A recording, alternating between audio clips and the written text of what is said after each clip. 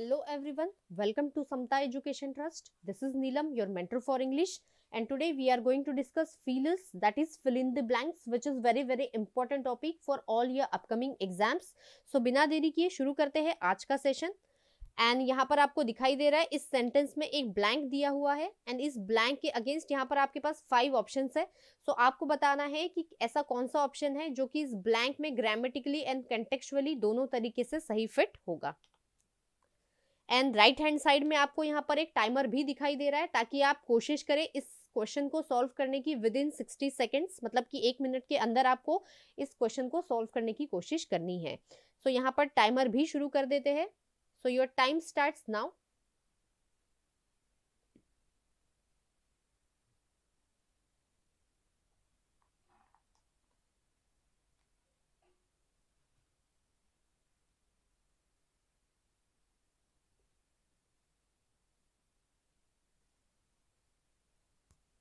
So time up guys, and I hope सभी का answer आ चुका है. सो चेक करते हैं. द सुप्रीम कोर्ट्स ऑर्डर, मतलब कि सुप्रीम कोर्ट का जो ऑर्डर है कम्स आता है इन द वेक ऑफ मतलब एज अ रिजल्ट ऑफ क्या इंसिडेंट्स, ऐसे कुछ इंसिडेंट्स पॉइंट कर रहे थे किसे, a dash between the judiciary and the elected government in the Andhra Pradesh. So judiciary और ये इलेक्टेड गवर्नमेंट के बीच में किसी चीज की बात की जा रही है. सो यहाँ पर देखते हैं कन्वीन, एंड कन्वीन के मीनिंग की अगर बात करेंगे तो इसका मतलब होता है ऑर्डर, या हम कह सकते हैं होल्ड करना कोई चीज. देन सेकंड इज रिलेशन सभी को पता है. So pointing to a order या hold between the judiciary and the elected government, नहीं, ये कंटेक्चुअली सही नहीं लग रहा. Pointing to a relation between, अब सुप्रीम कोर्ट ने कोई ऑर्डर दिया है एंड किसी चीज के इन द वेक ऑफ, मतलब किसी चीज का रिजल्ट के बाद कोई इंसिडेंट्स हुए यहाँ पर एंड उस इंसिडेंट के बाद ये ऑर्डर दिया गया है कोर्ट के द्वारा. सो रिलेशन वर्ड तो पॉजिटिव है यहाँ पर, तो ये तो नहीं आएगा. देन कोऑपरेशन भी नहीं आएगा, कि कोऑपरेशन अगर होता, अच्छे रिलेशन होते जुडिशियरी एंड ये गवर्नमेंट के बीच में, तो कोर्ट का ऑर्डर आता ही क्यों. सो ये वर्ड भी नहीं होगा. देन पिटीशन होता है ना, केस फाइल करना, या जिसे हिंदी में हम कहते हैं याचिका दायर करना. सो ये वर्ड भी यहाँ पर नहीं होगा. Pointing to a petition between judiciary, between के बीच में नहीं होती है पिटीशन, सो यहाँ पर नहीं. पिटीशन तो फाइल की जाती है. टसल वर्ड की बात करें जिसका मतलब होता है फाइट, तो यस ये करेक्ट चॉइस होगी, क्योंकि सुप्रीम कोर्ट ने ऑर्डर दिया एज अ रिजल्ट ऑफ कुछ इंसिडेंट्स हुए, पॉइंटिंग जो पॉइंट कर रहे थे किसे, एक फाइट को, एंड ये जो फाइट है इस जुडिशियरी एंड गवर्नमेंट के बीच जो होने जा रही थी. सो the correct choice is option number E, that is tussle का जिसका मतलब होता है fight. Next question guys.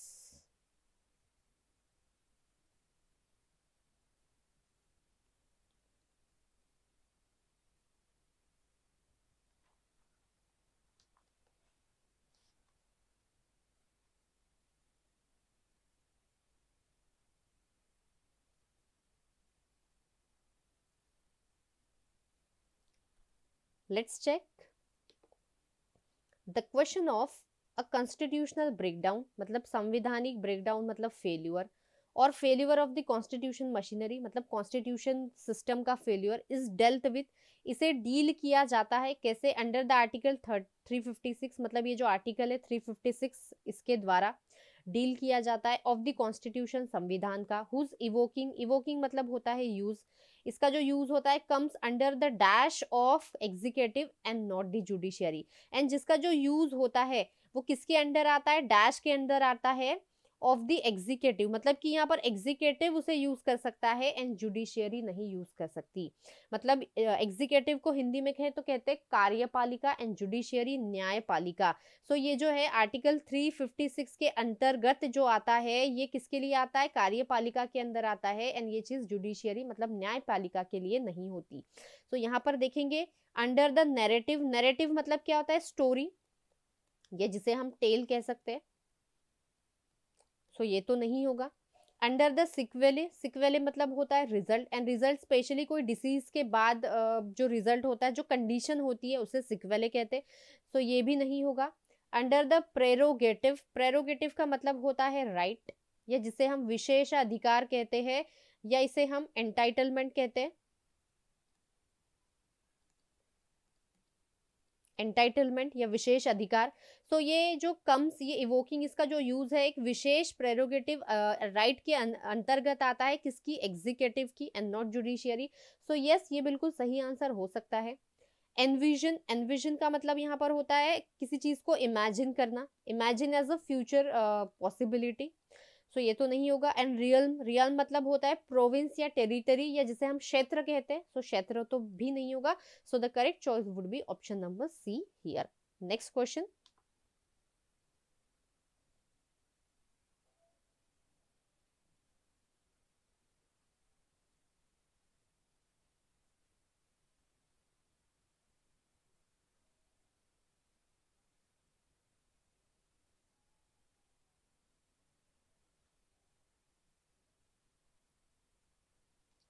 Time up, let's check.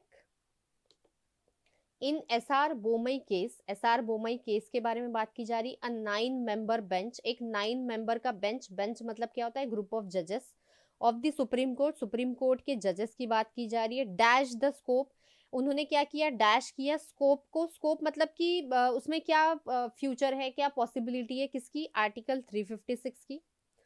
Which allows the imposition, जो अलाउ करता है इम्पोजिशन, इम्पोज करना, लागू करना, किसे, राष्ट्रपति शासन को, प्रेसिडेंट रूल को स्टेट में। यहाँ पर फुल स्टॉप होना चाहिए। सो यहाँ पर देखते हैं, एक बार फिर से सेंटेंस को पढ़ेंगे। In S R Bommai case a 9 member bench of the supreme court dash the scope, उन्होंने क्या किया, इस आर्टिकल 356 के स्कोप को, स्कोप मतलब होता है ना कि क्या स्कोप है, हम बोलते हैं ना मुझे इस फील्ड में जाना है, इस फील्ड में क्या स्कोप है, मतलब क्या फ्यूचर पॉसिबिलिटीज है उसकी। सो स्कोप को पढ़ा किसके, इस आर्टिकल के। सो यहाँ पर देखते हैं कंस्ट्रूड, एंड कंस्ट्रूड का मतलब होता है किसी चीज को समझना, अंडरस्टैंड करना, या किसी चीज को डिटरमाइन करना। ओके, देन अनवेल, अनवेल मतलब होता है किसी चीज को रिवील कर देना या किसी चीज को डिस्क्लोज कर देना। नॉट, नॉट मतलब होता है किसी चीज को कंप्लीटली जीरो बना देना। And beef of, beef of एक फ्रेजल वर्ब है यहाँ पर, बीफ ऑफ, जिसका मतलब होता है किसी चीज को और ज्यादा सपोर्ट करना या किसी चीज को और ज्यादा स्ट्रेंथन करना। मैं बिल्कुल बेसिक मीनिंग लिख रही हूँ यहाँ पर। एंड एस्केलेट करना मतलब किसी चीज को और ज्यादा हाई लेवल पे ले जाना या उसे ग्रो करना या इंक्रीज करना। सो यहाँ पर बोला जा रहा है कि एस आर बोमाई केस में 9 मेंबर का जो बेंच था, जो जज था, ग्रुप ऑफ जजेस था, किसका, सुप्रीम कोर्ट का, उन्होंने इस स्कोप को क्या किया, डैश द स्कोप। अब यहाँ पर बात करेंगे, कॉन्स्टिट्यूट मतलब समझा, अंडरस्टैंड किया कि आर्टिकल 356 में क्या क्या चीजें आती है एंड किस तरीके से इसे यूज किया जा सकता है। So yes, this could be our right choice. बाकी देख लेते हैं, अनवेल किया, रिवील द स्कोप, स्कोप को रिवील नहीं कर सकते, इसमें रिवील करने लायक कुछ नहीं होता, आर्टिकल तो पहले से लिखा गया है, सभी को पता होता है, ये नहीं होगा। नॉट भी नहीं होगा। बीफ अप मतलब सपोर्ट या स्ट्रेंथन, एस्केलेट भी नहीं। So the correct choice is option number A. Next question, and यहाँ पर टाइमर भी शुरू कर देते हैं।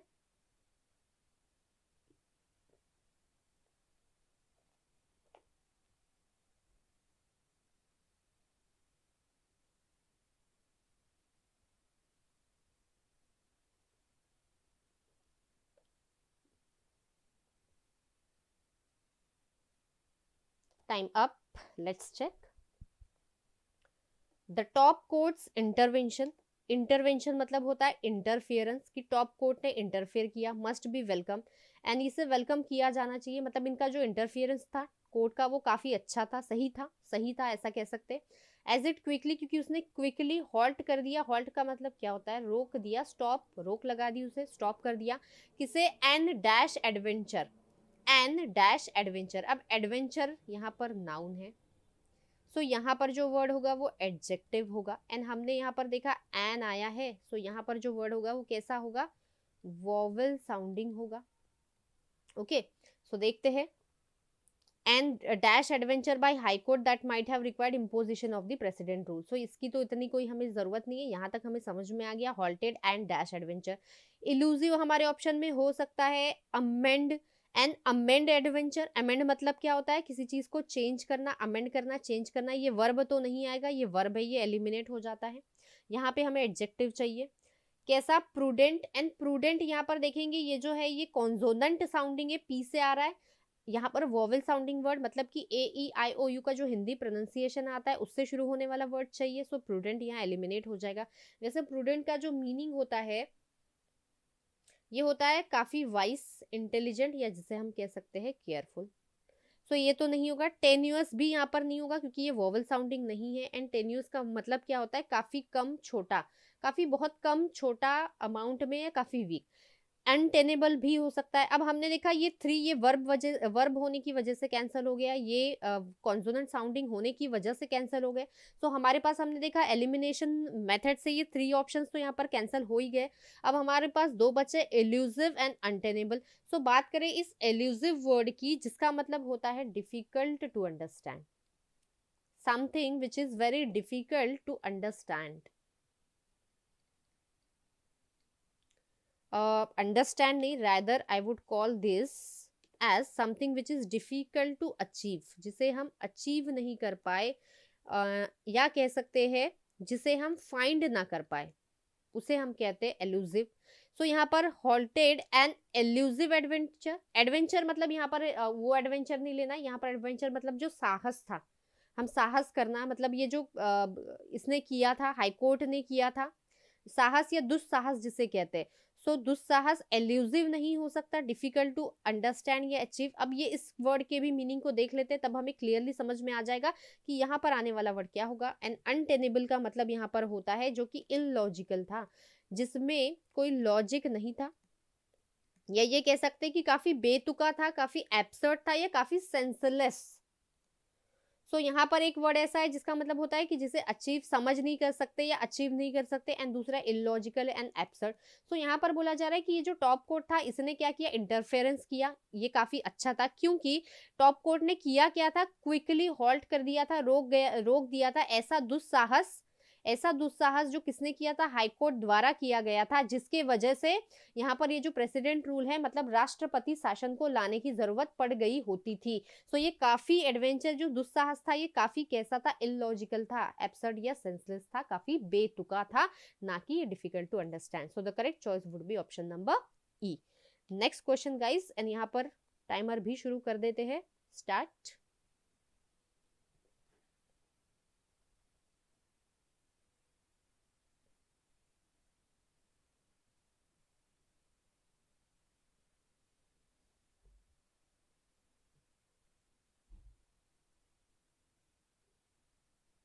Time up. Let's check. Chief Minister Jagan Mohan Reddy had in an unprecedented letter. Unprecedented का मतलब क्या होता है, कोई भी चीज अगर unprecedented है मतलब कि वो पहले कभी नहीं हुई है, okay, which has never happened before. So ऐसा unprecedented letter मतलब ऐसा लेटर जो और पहले कभी नहीं लिखा गया था, किसे दिया था, CJI मतलब चीफ जस्टिस ऑफ इंडिया को। एंड उसमें उन्होंने कंप्लेंट की थी अबाउट द एलेज। एलेज का मतलब क्या होता है, क्लेम करना या फिर किसी पर आरोप लगाना, ओके। तो एलेज किया था क्या, डैश एटीट्यूड, एटीट्यूड यहाँ पर नाउन है, ओके। तो कैसा attitude, dash attitude of the high court against him and his government. मतलब कि यहाँ पर ये जो चीफ मिनिस्टर है, इन्होंने क्या किया था, एक लेटर लिखा था किसी चीफ जस्टिस ऑफ इंडिया को, एंड उसमें उस लेटर में इन्होंने, चीफ मिनिस्टर ने आरोप लगाए थे, एलेज किया था कि ये जो एटीट्यूड है, डैश एटीट्यूड जो है, ये हाई कोर्ट का उनके खिलाफ और उनके गवर्नमेंट के खिलाफ जो हाई कोर्ट का एटीट्यूड है, इसके बारे में कंप्लेंट की थी। तो देखते हैं एटीट्यूड कैसा होगा। अब यहाँ पर स्ट्रिंजेंट, स्ट्रिंजेंट का मतलब होता है काफी स्ट्रिक्ट या severe attitude. Hostile attitude, hostile का मतलब यहाँ पर होता है अपोजिशन, अपोज करना या एनिमी कह सकते हैं, या जो शत्रुतापूर्ण एटीट्यूड मतलब जिसमें हम काफी शत्रुता, अपोजिशन दिखा रहे, ये हो सकता है। पल्पेबल, पल्पेबल मतलब क्या होता है, एबल टू बी सीन या टच, जिसे आप टच कर सकते हैं, जिसे आप फील कर सकते हैं, उसे हम पल्पेबल कहते हैं। पैरिटी मतलब क्या होता है, पैरिटी मतलब इक्वालिटी होता है, या तो होता है sameness, okay. And stiff, stiff का मतलब सभी को पता होगा, काफी सख्त, जिसे रिजिड कहते हैं या हम कहते हैं फर्म। सो यहाँ पर देखेंगे कैसा एटीट्यूड इन्होंने कंप्लेंट की थी, एक लेटर लिखा था चीफ जस्टिस ऑफ इंडिया को, उसमें उन्होंने कंप्लेन की थी कि ये क्लेम किया था उन्होंने कि ये जो एटीट्यूड है हाई कोर्ट का उनके और उनके खिलाफ और उनकी गवर्नमेंट के खिलाफ, सो स्ट्रिंजेंट स्ट्रिक्ट एटीट्यूड, शायद कुछ लोगों को लग रहा होगा। हॉस्टाइल मतलब यस, शत्रुतापूर्ण एटीट्यूड, ये भी हो सकता है। पल्पेबल मतलब टच या फील, ये तो एलिमिनेट हो जाएगा। पैरिटी भी एंड स्टिफ भी एलिमिनेट हो जाता है। सो स्ट्रिक्ट एटीट्यूड या जो उनका जो एटीट्यूड है काफी हॉस्टाइल है, हॉस्टाइल वर्ड ज्यादा यहाँ पर सुटेबल होगा, मतलब कि शत्रुतापूर्ण जो एटीट्यूड था किसका, हाई कोर्ट का, उनके खिलाफ। सो जो correct choice would be option number B. Next question, and यहाँ पर टाइमर भी शुरू कर देते हैं। जो time starts now.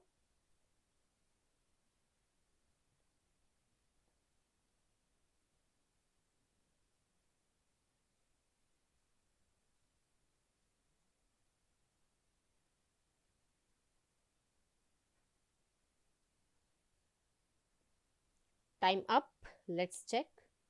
The onus is on the supreme court.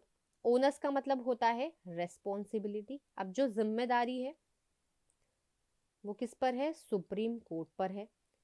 To put an and मतलब कि किसी चीज को खत्म करने की बात की जा रही है। To the dash tussle, tussle मैंने अभी बताया था फाइट, जो किसके बीच में चल रही है, जुडिशियरी और गवर्नमेंट के बीच में चल रही है। तो so to put an end to the dash tussle, tussle मतलब फाइट। सो कैसी फाइट, फाइट यहाँ पर क्या हो जाएगा, एक नाउन है। सो यहाँ पर जो वर्ड होगा वो एडजेक्टिव आएगा। सो देखते हैं, अनएक्सपेक्टेड फाइट, ऐसी फाइट जो अनएक्सपेक्टेड थी, किसी ने एक्सपेक्ट नहीं की थी, शायद कुछ लोगों को लगेगा। ऑप्शन में रख लेते। एक्सेप्टेबल, एक्सेप्टेबल तो हो ही नहीं सकती कभी भी फाइट। कमेंडेबल, कमेंडेबल मतलब क्या होता है, लॉडेबल। लॉडेबल मतलब क्या होता है, तारीफ के लायक, जिसे हम प्रेज कर सकते हैं, जिसे हम कहते हैं प्रेज वर्थी। सो ये तो बिल्कुल नहीं होगा, क्योंकि फाइट कभी भी लॉडेबल नहीं हो सकती। अनसिमली, अनसिमली का मतलब होता है इम्प्रॉपर, जो प्रॉपर नहीं हो, जो सही नहीं हो, जो अप्रोप्रिएट नहीं हो। सो यस, ये भी हमारा आंसर हो सकता है। एग्जाम्पलरी मतलब जिसका हम, एग्जाम्पलरी वर्ड को आप ऐसे याद रख सकते हैं एग्जाम्पल से, जिसका हम एग्जाम्पल दे सकते हैं। एंड जब हम किसी का एग्जाम्पल दे सकते हैं, किसी पर्सन या किसी चीज का, मतलब कि वो चीज कैसी है, वो चीज परफेक्ट है ना, वो चीज यूनिक है, वो आइडियल है। सो ये तो बिल्कुल नहीं होगा, क्योंकि फाइट कभी भी perfect, ideal, ideal it should be, ideal नहीं हो सकती। सो अनएक्सपेक्टेड यहाँ पर एलिमिनेट हो जाएगा, क्योंकि करेक्ट चॉइस वुड बी अनसिमली, जो कि इम्प्रॉपर है, इनएप्रोप्रिएट है, सही नहीं है। Next question guys.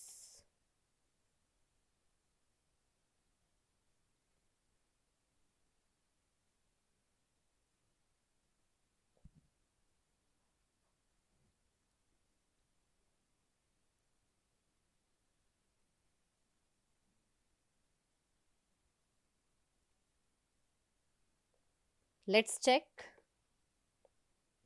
A clear dash of the High Court order will also ensure that such legal adventures impinging upon the separation of powers in the state are not repeated.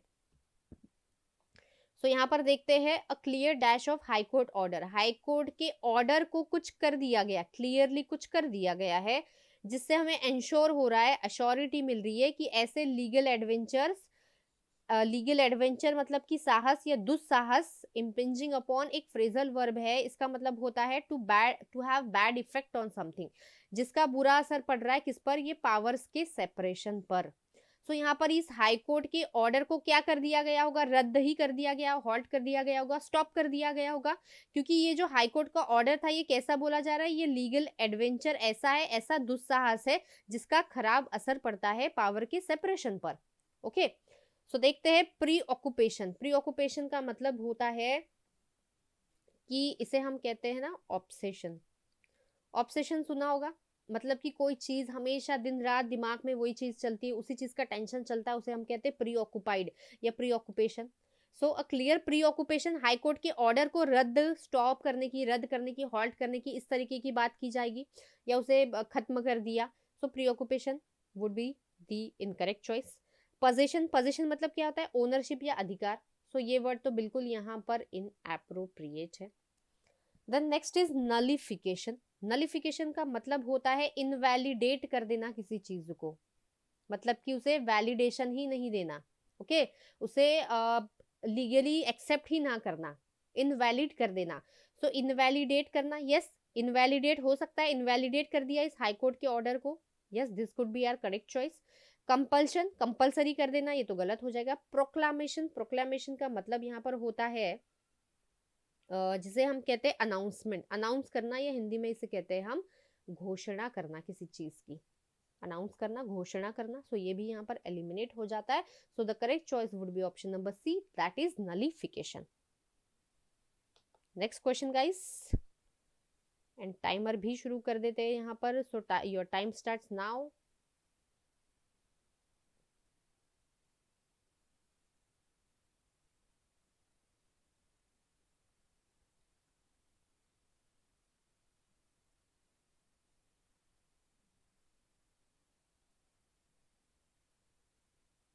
So let's check.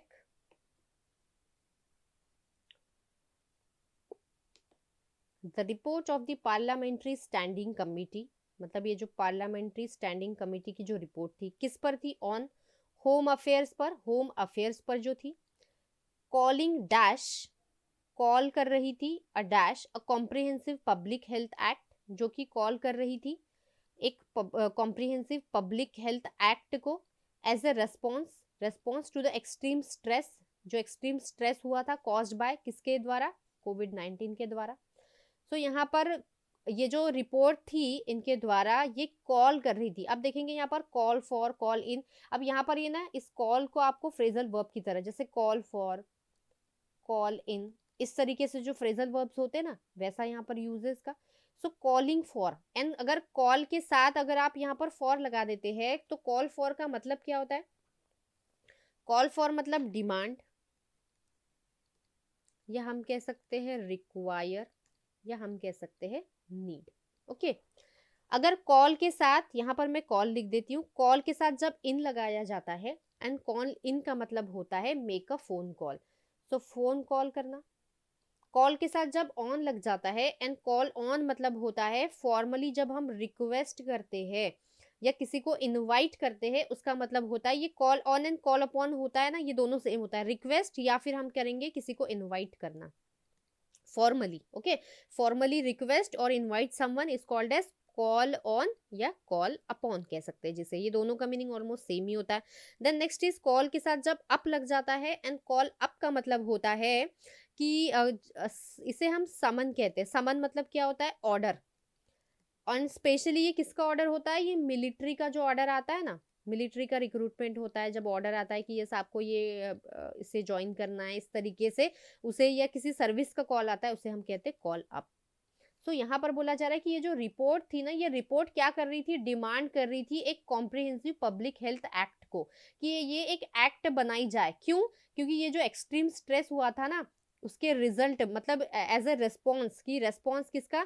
कि extreme जो stress, जो चिंताएं हुई थी कोविड-19 के वजह से, इस वजह से इस कमेटी ने डिमांड किया था। क्या किया था? डिमांड। सो यहाँ पर call for, and call for का ही मतलब होता है डिमांड। ओके, जब कॉल के साथ फॉर लग जाता है तो डिमांड या रिक्वायर या नीड कहते हैं। सो the correct choice would be option number A. Phone call तो यहाँ एलिमिनेट हो जाएगा, एंड ये रिक्वेस्ट या इनवाइट तो गलत हो जाएगा, कॉल अप मतलब summon. So the correct choice is option number A here. So ये जो क्वेश्चन था ये फ्रेजल वर्ब पर बेस्ड था। Next question,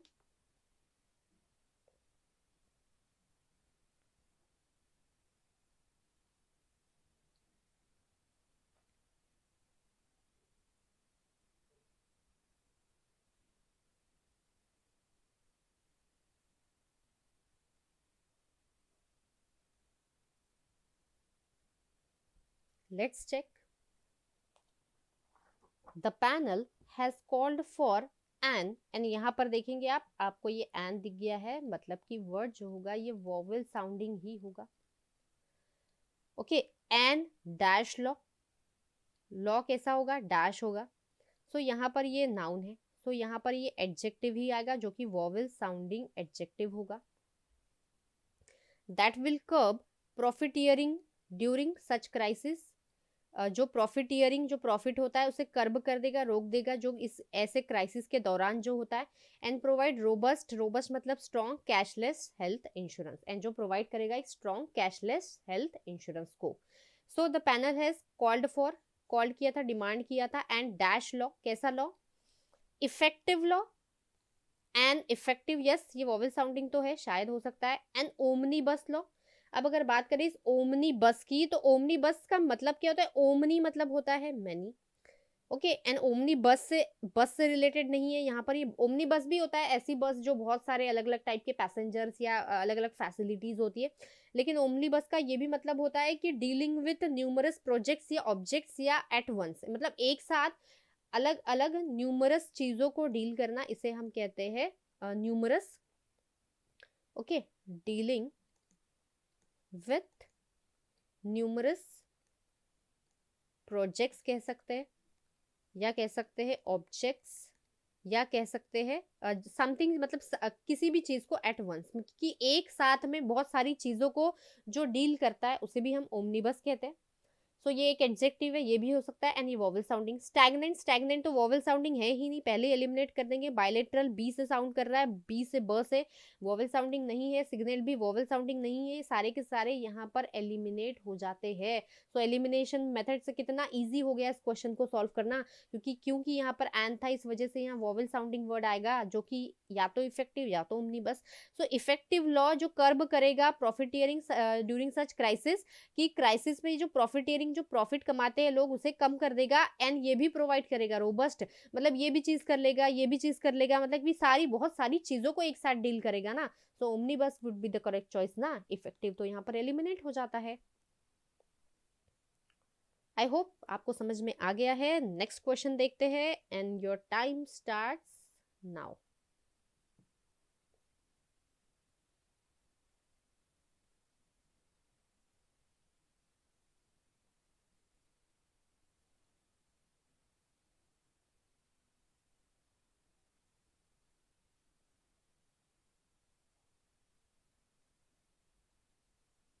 let's check guys.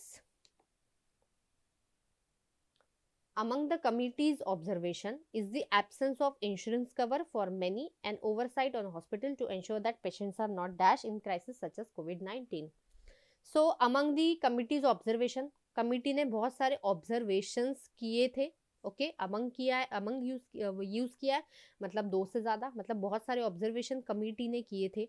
उसमें से एक की बात की जा रही है कि एब्सेंस ऑफ इंश्योरेंस, इंश्योरेंस नहीं होता, एब्सेंस होता है मतलब कि नहीं होता है, इंश्योरेंस कवर नहीं होता है बहुत सारों के लिए, and oversight on hospitals to ensure करना है दैट कि patient are not dash in such a crisis, कि पेशेंट क्या ना हो इस क्राइसिस में। टर्न ऑफ का मतलब क्या होता है, किसी चीज को टर्न ऑफ कर देना, बटन को करते हैं ना टर्न ऑफ, स्टॉप कर देना। टर्न इनटू मतलब क्या होता है, change from one medium to another, जब वन फॉर्म से दूसरे फॉर्म में हम चेंज करते हैं, इसे हम कहते हैं टर्न इनटू। टर्न अवे मतलब क्या होता है, मुंह फेर लेना, है ना, टर्न अवे मतलब मुंह फेर लेना, या जिसे हम कहते हैं रेफ्यूज कर देना। टर्न आउट मतलब होता है किसी चीज को प्रोड्यूस करना, है ना, हम कहते हैं ना my recipe turn out very delicious, मैंने मतलब कि जो रेसिपी बनाई थी it turn out very delicious, इस तरीके से। देन टर्न अप का मीनिंग होता है मिल जाना, टू बी फाउंड, मतलब कि मिल जाना, एंड स्पेशली कब, स्पेशली जब कोई चीज घूम गई है एंड बहुत समय से हम उसे सर्च कर रहे हैं, ढूंढ रहे हैं, एंड फिर जो मिल जाती है उसे कहते हैं टर्न अप। सो यहाँ पर देखेंगे बात की जा रही है कि कमिटी ने ऑब्जर्व किया था एब्सेंस ऑफ इंश्योरेंस कवर, कि इंश्योरेंस कवर नहीं है मेनी बहुत सारे लोगों के लिए, एंड हॉस्पिटल्स पे भी यहाँ पर उन्होंने देखा था मतलब कि टू इंश्योर किया कि ये जो पेशेंट्स है, ये पेशेंट्स क्या हो, टर्न अवे ना हो, रिफ्यूज ना हो, मतलब होता है ना कि जो प्राइवेट हॉस्पिटल होते हैं ये टर्न अवे कर देते हैं, मतलब कि ट्रीटमेंट नहीं देते क्योंकि उनके पास इंश्योरेंस कवर नहीं होता है, इस वजह से। So the correct choice here would be turn away. Next question guys.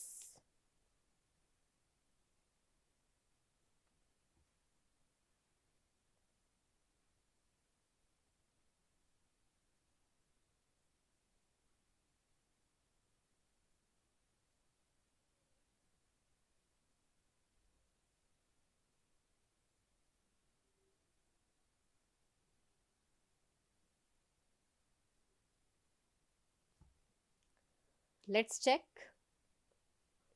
Above all, China is making deep roads into Bangladesh. China deep roads बना रही है कहाँ? बांग्लादेश में. बाय कैसे? इंफ्रास्ट्रक्चर इन्वेस्टमेंट में. मतलब डीप रोड्स मतलब काफी स्कोप बना रही है. ओके कैसे? इंफ्रास्ट्रक्चर में इन्वेस्टमेंट करके और एक्सपांड कर रही है इकोनॉमिक कोऑपरेशन को, है ना. चाइना मतलब काफी कोऑपरेट कर रही है बांग्लादेश के साथ, काफी अच्छे रिलेशंस मजबूत कर रही है. सो यहाँ पर बोला जा रहा है कि making deep roads into Bangladesh by dash infrastructure investment को डैश करके और एक्सपांड करके इकोनॉमिक कोऑपरेशन को. So by branching out infrastructure investment. देखो ब्रांच आउट का जो मतलब होता है ये होता है स्प्रेड करना, to spread something. Break out का मतलब होता है टू स्टार्ट सडनली स्टार्ट कर देना किसी चीज को. So Bangladesh by branching out, spread करके क्या? Infrastructure investment and expanding. Spread तो नहीं होगा. ब्रेकआउट करके मतलब ब्रेकआउट मतलब होता है सडनली शुरू हो जाना, तो ये भी नहीं होगा. ब्रिंग डाउन डाउन ले जाना मतलब क्या होगा? किसी चीज को कम करना, ये भी बिल्कुल नहीं होगा. कैरी ऑन करना, कैरिंग ऑन का मतलब होता है किसी चीज को कंटिन्यू करना. सो यहाँ पर बोला जा रहा है इनटू बांग्लादेश बाय कंटिन्यू करके इंफ्रास्ट्रक्चर इन्वेस्टमेंट एंड एक्सपांडिंग. शायद ये हो सकता है कैरी ऑन करके, लेकिन फिर भी ये लग तो नहीं रहा है. लास्ट देखते हैं रैंपिंग अप. रैंप अप का मतलब होता है इंक्रीज करना, इंक्रीज इन एक्टिविटी कह सकते हैं हम इसे. किसी एक्टिविटी में इंक्रीज करना या किसी चीज का लेवल इंक्रीज करना. सो कैरी ऑन भी यहाँ एलिमिनेट हो जाएगा and the correct choice would B ramp up करके. क्या रैंप अप करके? इंफ्रास्ट्रक्चर में जो इन्वेस्टमेंट जो कर रहा है चाइना, कहाँ पर? बांग्लादेश में, उसे वो रैंप अप कर देगा. Ramping up infrastructure investment and expanding economic cooperation. So the correct choice is option number E, that is ramp up. Next question and your time starts now.